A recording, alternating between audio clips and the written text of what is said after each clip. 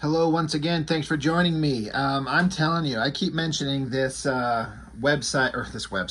page on Facebook, Ringside Comic Swap. I'm kind of mad that I discovered it because it is kind of draining my bank account little by little. And I've mentioned it before. It's just a place where people get on there and list a bunch of comics that they have and are trying to sell them. And oftentimes there's a lot of books for just $1, $2, $3. And as long as you pay shipping, I've ordered probably 9, 10 different things and got several still on the way. It's a really great way to find a bunch of random stuff that looks interesting, or stuff that you've missed, or stuff you've been looking for. Like, if you guys have been watching my channel, you know that I love the comic series Planetary by Warren Ellis and John Cassidy. And I missed issue 3 years and years ago when that thing was first coming out. And so I put up on there, hey, anybody got Planetary issue 3? Someone was like, bam, got it for you here. And it was relatively inexpensive. Just today I put up that I missed issue 5 of Witchblade. And somebody instantly responded like, yep, I've got it. How about $4 for the comic? I'm like, great. And it all helps because, you know, I'm doing my channel here and I get to put it on the channel and complete my run. Why am I mentioning all this? Well, this is one of the ones I got from that website or that page on Facebook, Ghost. I've heard of this thing forever. I was not interested in it when it first came out, and that's because I was not yet a fan of Adam Hughes. I hadn't discovered how good he could be. It wasn't until I think it was that Gen 13 Ordinary Heroes 2-issue series that he did that I picked up, and I was suddenly like, oh my God in heaven, Adam Hughes is amazing. And so I'd go back and look at stuff of his that I'd seen before. And it's like all artists, you go through kind of stages, you go through just eras as you develop your art. And sometimes, you know, you start out amazing and then you end up not, well, I was going to say not amazing anymore, but it's purely subjective, you know. But in terms of what we like, I'm sure anybody who's read comics has seen artists where the instant that you meet them in terms of observing their art, it's just so good the way it is right then. And then they grow and change and become something else that you don't like as much. Or sometimes an artist starts out and they're not that good in your opinion, in my opinion, you know, but they grow to be good. A couple artists that are like that, like J. Scott Campbell, I did not like his stuff, his very, very earliest works. I think if with a kind of an educated eye, you can go back and see he clearly had the talent, but he hadn't developed the skill set that he eventually would before it suddenly started turning my eye, which was like issue 4 or 5 of the regular series of Gen 13 is when I started noticing. Travis Charest, talking about him on Wildcats. I didn't really care for his earlier stuff, but once he got on Wildcats and took over from Jim Lee, he just was leaps and bounds, just getting better and better. Adam Hughes, I didn't like his earliest stuff, and I kind of still don't. It's a little softer, and I don't know how else to put it. Kind of, I say softer and rubberier. He ended up kind of developing a style where he kind of, everything stopped being so, I don't know if soft is the right term, but I can't think of some other way to define it. Everything kind of had like soft curves, and it's ironic when you're talking about drawing sexy women, which is nothing but soft curves. But there's, I mention often how I don't have the vocabulary to explain exactly what I mean, but he just developed a little bit more of a dynamic way of drawing as he progressed. And once he hit a certain level, like post Gen 13 Ordinary Heroes, I'm like, I will buy anything this man does. And the unfortunate thing is that he's known as being extremely slow, and that's okay, you know. But he's basically a cover artist these days is all. But he does do the occasional comic book. He's done some Hellboy things. He did a Betty and Veronica thing. He'll do a comic series, you know, a one-off or 2 issues or something like that if the idea really intrigues him. But Adam Hughes is just one of those guys that I just love so much. And this is some of his earliest stuff. And like I said, I dismissed this when it first came out. I saw the logo. I saw the character of the chick with guns. But the artwork didn't quite look dynamic enough to make me want to pick it up. But I saw this on the that page on Facebook, and I'm like, you know what? I want to see it. So they got it to me real quickly, and here it is. And now that I've got a chance to look through it, it's pretty damn good. The one thing you know about Adam Hughes is this guy is all about the craft of drawing and illustration, and he takes it seriously. He's also a funny guy. I've never read an interview on him or seen a page where he's talking or anything, any videos on YouTube where he's not just charming and funny and lighthearted. And I believe that he loves the craft, like he loves comics, but he loves drawing, and he takes the craft of it so seriously.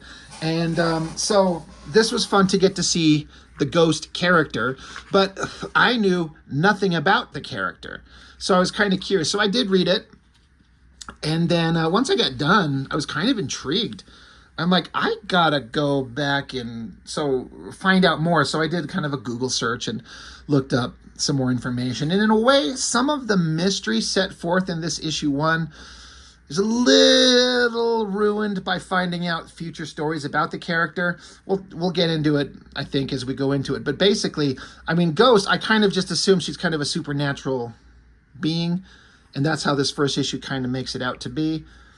From what I kind of read on Google, it's not exactly that. It's not quite that.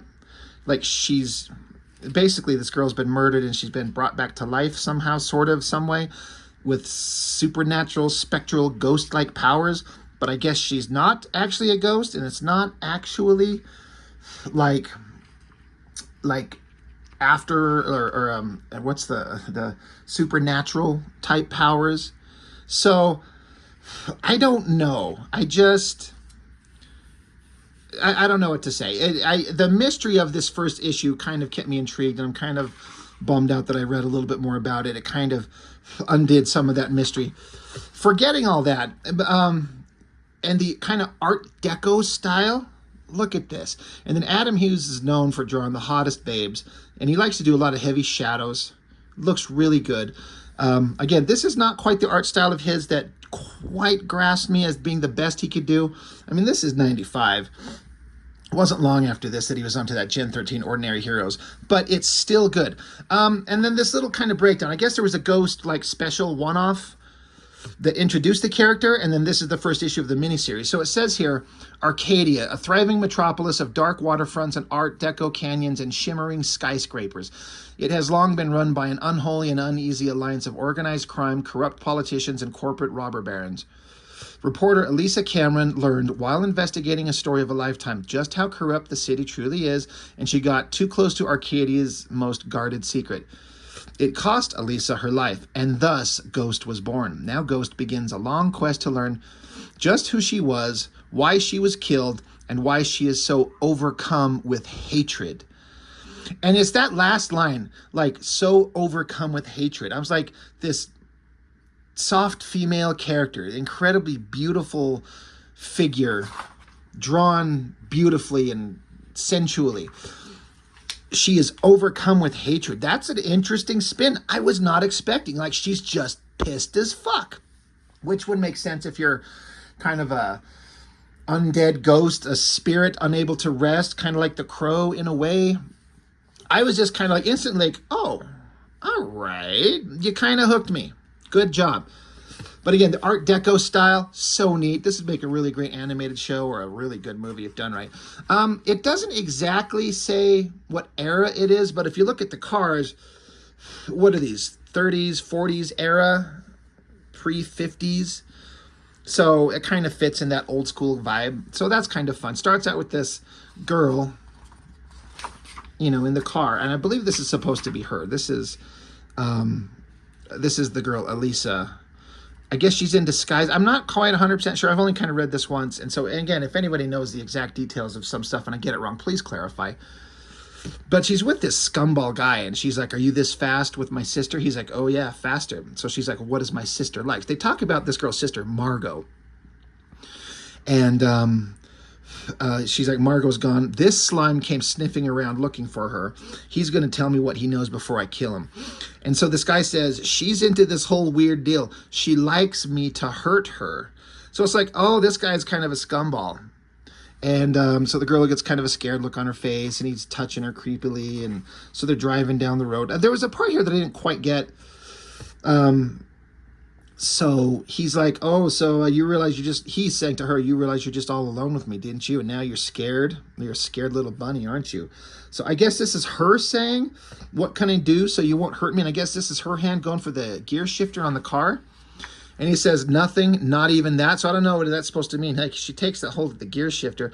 And then she says, what about this? And then she takes the car and, shifts the gears. And then the car just explodes.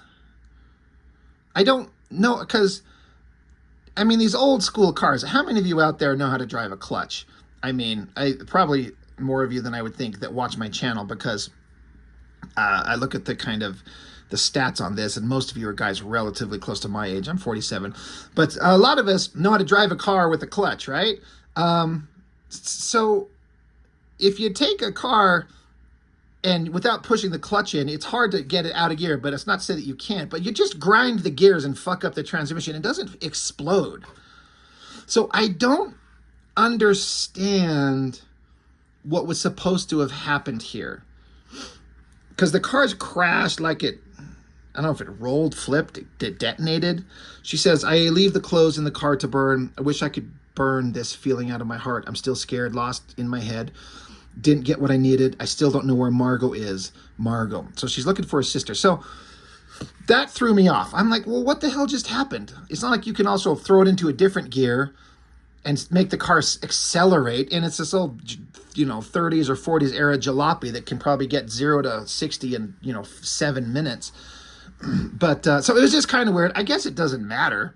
I just don't understand why everything exploded, because that's not how gear shifting works. Anyway, so then it goes into like a flashback scene, which is colored differently, where she's thinking about her sister Margo, and they have a really strained relationship, and her parents are terrible parents. I guess they're alcoholic drunks. It says, I saved her from a freak with swords for hands. She was hysterical, blaming me for abandoning her, for being dead. I had my hands full. I told her to shut up. When I turned around, she was gone. So I guess this is kind of going back to the original special, the one-off that I guess introduced the character, where she had already been turned into this ghost character and saved her sister, but her sister got pissed off and ran off and was like, you abandoned me because you're dead. So it says, I don't even know her. I can't remember who I was before I died. It's all gone, just like the house I grew up in. There are fewer and fewer clues to who I was. It's all being destroyed piece by piece. Margo's all I've got. I've been looking for her for days. I've been putting this off. Maybe my parents will know where she is. Somehow I doubt it. On a good day, they can't remember their first names. And so she's outside of a hospital. So it's interesting. She's got memory gaps. She knows kind of who she is and that this is her sister, but she doesn't remember her life. So that's, there's a big chunk of the story missing because we're not getting to read the original introductory issue. But she goes into, and her parents, they're like, alcoholics, on drugs, and they're cleaning up, but they're a mess. And she's trying to get some information from her parents about where her sister would be, but her, drugged out parents don't know. So she goes on. So then she's wandering through a graveyard. It's really interesting. These gravestones are all knocked over. I've seen a few graveyards in my life, but none of them are like these dilapidated. It doesn't matter. I'm not complaining. Like, this doesn't make sense here. It's visually interesting. It's funny because Adam Hughes is both an incredibly good artist, perfect for this book and perfect for anything in a way, because he can draw anything. But the more I read it, this dark, gothic, scary, creepy kind of tone, I'm almost like, I don't know if Adam Hughes was the best choice for this. I'm trying to think of someone who draws dark and kind of heavily shadowed, more moody stuff. Because Adam Hughes is just too precise and beautiful, and with a finessed, like, delicate hand in his artwork, where I feel like this story could maybe be served better with maybe an extreme example would be like old school Jay Lee, even current Jay Lee with his heavily shadowed style that's nothing the way he used to be. something like that might fit the tone of this better. I don't know. But she's kind of wandering through this graveyard, talking about how she can't remember much. There's a guy over here. Now, I guess also an element about this is that I think she can float around like a ghost. She can be invisible, because this dude, he's sitting here talking to, this dead, I guess his parents. And she's got no sympathy for this guy who was suffering. She's like, stupid men barging in where he's not wanted. A little bit of a man-hating story going on in here too, but that's okay. But she is kind of just like the drawings are where it's just her, kind of like with a lighter, like there's no hard black lines. So it's like she's this ghostly image, but he can't see her. So he's just having a kind of a conversation with himself into the, his parents' gravesite. And she does suddenly say, suddenly I get embarrassed. I shouldn't be listening. Like, this is a private conversation. I shouldn't be listening in on this. I should mention, goddamn, I talk about how Adam Hughes maybe isn't the best artist for this type of story, but he's still so goddamn good. I don't know if I doubt he came up with the design, but man, this outfit that this girl wears, like this, what's this? Oh my God, this outfit that the girl's wearing, the leathery kind of, oh my God, I hate it when I can't think of these things. Somebody will tell me in the comments. Oh, I'm trying to think of it, but this outfit where it's like lacy up the front, really tight, pushing them breasts together, just mashing them up. Not seeing them much on here, but the outfit underneath this cloak, it's a fantastic design. It's like an iconic, perfect design where she's a ghost. It's all white, got this hood and cloak that flows around her. It's wrapped up around her neck. But then there's some sexiness, some skin showing, bare arms, bare shoulders, and then like nickel-plated 45s. They're not nickel-plated, but I think of that one. Think of the Shadow, which would be an interesting crossover with this character. Anyway, fantastic design, and man, does Adam Hughes do it well. So she goes on. She's looking for clues. This is interesting. She's still trying to track down her sister, so she's digging through all this rubble to go through. Now, I guess she can like shift back and forth from being like spectral, invisible, passing through things, I guess. But then also be like physical human form, because she can move things with her hands and touch things and lift things. So again, it's without having been able to read the original series, I'm kind of piecing things together. It doesn't matter. I'm not saying this is a problem. It's just interesting to see. This is a great shot with the cloak. Like, material cloak folds and things like this are hard to get right. And you can really tell when someone fakes it. If you want to see a version of someone who fakes this shit really bad, look at anything I do. I fake the ever-living shit out of it. But Adam Hughes knows how to make this stuff look good. But she goes digging through this filing cabinet and digs up some information, some pictures of her sister. What is her sister doing? Well, if you got an artist like Adam Hughes, you're going to draw some adult content. She's found pictures of her sister posing very provocatively, especially in this era. Like, this is very frowned upon. That aside, what a great drawing here. I look at the cloak here and the way these folds are kind of like the top, the outer edge, the corner of the cloak comes here and then kind of stops, and then you get all these folds as it curves down across under. And it's also like how there's like dual layers. There's like 2 layers of this cloak. And I like how he like fades out the drawing so it's just all white. The coloring kind of did their own kind of interesting kind of technique in here where the legs would be. It'd be interesting to see the black and white artwork on this. That is such a classic Adam Hughes eye. So clean, so slick, so perfect. But she find out that her sister's doing some messed up stuff, and she's got a modeling agent card, somewhere to go. So here's this guy. He's a slime ball. He's on the phone. He's like, oh yeah, I'm telling you, she's hot. She's so hot, these shots are burning my fingers. You hear that? That's my fingers. They're burning. So he's taking advantage of young women and in like the sex industry, and that super sucks. So here she comes. It took me half a second glancing. It's like, oh, she's like walking through the wall. Another great drawing. The cloak hanging over her head, the folds on it. And I do remember in an interview, I think it was in Wizard, I believe, talked with Adam Hughes. He was sitting at his art desk, in a corner, and he was holding a 45 like this, an old school like 1911 45 caliber handgun. He said when he got this gig, he went and bought a plugged, non-functioning 45 as a reference. And you can tell that he knows how to draw this thing. There's several images in here, like the cover. Those things are like referenced straight from life. You know, he's not faking it like some other artists I won't mention because people get pissy when I rag on certain artists too much.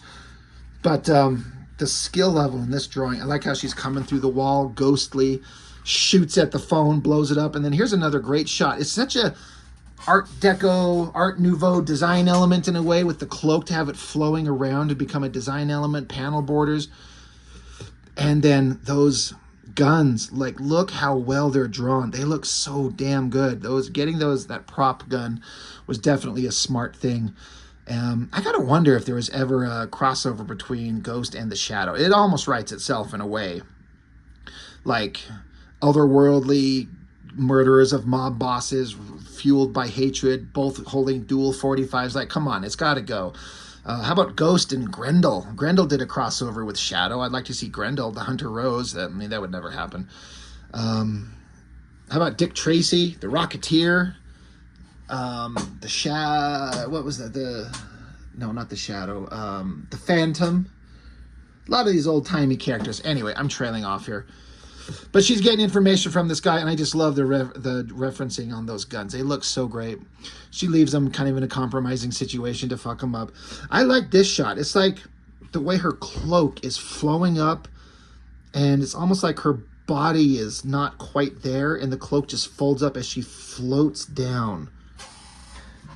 And then like goes into the top of this building.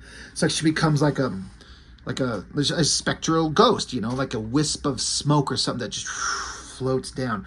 Really neat.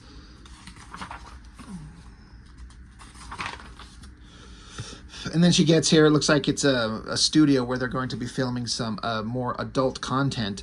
And so they've got a movie director. And I might be mistaken, but it looks like he's referencing to make this guy look kind of like Steven Spielberg, which is both funny and like, I've never heard a negative thing about Steven Spielberg. So it's kind of like scummy to turn him into like the porn movie schlock huckster. You know what I mean? It's just a gag. And if I've got my reference wrong, but it's sure, that's the first thing I thought of when I saw him. I also am not quite sure why I understand these weird alien looking creature monster things. This one with the big long head, some kind of like psychic. But I guess the alien monsters are going to be banging hot human babes. I mean, there's a little part of me that kind of wants to see that. But also, I don't want to see any human being get taken advantage of. So I don't know. I don't know what's going on. I guess in this city, there's like weird alien creatures. Maybe not aliens, mutants. I don't know. I don't know what they are. But it's just kind of interesting. But this is the adult content they're going to film. It's a little weird, but I'm also kind of interested. Can you imagine some stuff like that where it's like weird, gross alien creatures and then human chicks?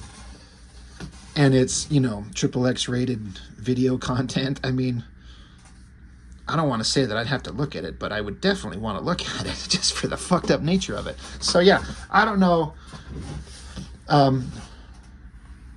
what's going on as far as why these creatures exist, but they're setting up to, you know, film this stuff. Ghost shows up, and she's heard enough about what a bunch of slime balls are. They're basically saying, use your psychic powers to calm her down if she's not willing to do this.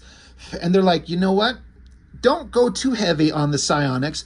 It's only good if she doesn't want to do it, which is beyond effed up. Like, and I'm sure this is conversations that have happened in the kind of the adult film world for sure, where they're like, it's hotter if she's not into it and she doesn't want to, but she's being forced. It's so screwed up. It's so messed up. So it's pretty good writing in terms of horrible people. So Ghost, she's got her guns out. She's like, I've heard enough. I'm shutting this place down. Slams the door shut. Boom. They're like, what the hell is that? And so now you can pretty much guess she's just going to unload hot-leaded justice on these guys. I'm kind of fine with it. Opens fire, hits the weird long-headed alien guy straight in the face. And you find out in the background, there's her sister. This is where Margo is. So Ghost is like, Margo, get out of here, get going. Margo's like, what are you doing? Don't foul this up for me. The money's good. And Ghost is like, I swear to God, Margo, it's time for some career counseling. Meanwhile, alien guy that got shot in the face here, he got a couple of bullet holes, but it doesn't even look like it penetrated. Penetrated, adult content. Anyway, so she uses her powers on her, and it actually affects her. It kind of disturbs her. It throws her off. She says, I fall into his eyes, the depths of an ocean at the base of his brain, his reptile brain. I'm moving through slow liquid. My limbs are so heavy, so solid. I'm rooted in the world. So she can't turn back to her ghostly self. So bam, she got punched. There's a fire starter. These guys are trapped. They're trying to get out. The other guy slugs her in the guts, punches her in the head, like they're beating the hell out of this woman. So again, the level of violence, it's a little gruesome, but I appreciate them going to that level. Like, it's got some balls that you didn't see this type of stuff in most like Image comics of the era. Like, you know, that was a kind of like happy-go-lucky like superhero comics, but this is like a little violent, especially you got like, it's always something when you have like Captain America punching the Red Skull, right? That's fine. Batman punching the Joker. But when you got like dude punching girl hard, like busting her jaw and her nose, it always, every time, makes me stop and go, oh God, like, I'm not interested in watching women get beat, but if it's part of the story and the character and the heroic journey, and as long as ultimately the bad guys get their comeuppance, I'm like, write some fucked up shit. If you're going somewhere, like, take me with you. Let's see what you got. So Margo smashes the thing over the guy's head, distracts her, stops Ghost from getting the shit kicked out of her for a minute. So then she picks up the gun and gets to the long-hated alien guy with the psychic powers and puts bullets through his eyes. I was like, oh God, all right, that's violent. Then she grabs the other guy, and then it's like she turns back into her spectral, ghostly self and is like shoving him through the floor. So I don't know if she's like pushing him into another dimension or just turned him like kind of Kitty Pryde does in X-Men, right? Where she touches you and she can make you turn intangible like she does and make you walk through walls and floors and shit. But as soon as she's done using her powers on you, you're solidified, you're dead. Is that what's going on here? I don't know. I'm not sure. All I know is that she just pushes him down and it stops with like his head and some blood. So I assume she was just like faded him, like ghostly kind of phasing him through the ground, then releases him. He's dead. I like this shot. She's bloody, messed up. She's not looking, it's like she's not sexy anymore because she's been beat to shit and she's bleeding. I like this shot of her holding the gun like she's oh yeah, again, the attention to detail. I don't know if he paid attention to how many rounds he fired off. I think these old guns, these 45s, only held like 7+1 rounds. Somebody can correct me on that. But the gun, if he counted how many rounds he fired, the gun is empty. The slide is locked back. So you can see here that, you know, the slide's locked back, and then here she's got her finger on the slide lock, releasing it. She reloaded her fucking gun. When have you ever seen that before? And it's done in the technologically accurate way that that gun functions. I noticed that, and I'm like, God, that's just, it's just those little details that, would any fucking 12-year-old kid give a shit? No, 47-year-old me thinks it's fucking awesome. Also weirdly awesome is the presumably Steven Spielberg stand-in holding a snub-nosed little revolver at the sister. He's like, get away, I'm going to shoot her, I'll blow her head off. So the text is saying, that's the trouble with caring about someone. They keep getting used as a hostage. So fire's blowing up here, Ghost looking creepy. And he's telling her, like, you know, don't move, just open the door, get us out of here. And he's like, do it now. So he's freaking out. So the text from her, she's saying he's starting to freak. Luckily, I've experiences with this. She says, I can jump through space without moving. The bad part is I have to go somewhere else to do it. Somewhere bad. So I read this. I'm like, oh, where are we going here? This is all right. Kind of interested. So before we get back into the story, this pinup cover that Adam Hughes did of the Ghost character is one of the best drawings he's ever done. I love it so much. For all the same reasons I've talked about in the previous things with him drawing the folds of this cloak and everything, but then that outfit she's wearing, this, I keep wanting to say garter, but that's on your legs. What is it called? This chest piece that the girls wear. Oh, it's driving me nuts. You guys will all make fun of me in the comments and let me know. But the gloves, the skull, the folds in the material, the holster, all look accurate, but she looks so damn beautiful. Such a great design. It's one of my favorite drawings Adam Hughes has ever done. But anyway, so then we get to this like spread of, she said that she can jump spaces, but she has to travel to another world, like another place to do it. So we get into this like otherworldly, like hell world. It almost looks like she's trudging through sludge. There's bodies in the shadows of the background, creatures coming out of the ground. She's reaching for this portal above. It's kind of got like flame type color motifs. It's like, it's implying to me this is hell. Now, it probably is not that. I don't know. I haven't read any more than this, but I like the idea. I also like how the center picture of her face, the color's been knocked out to be kind of flat, almost like life has been knocked out of her in a way.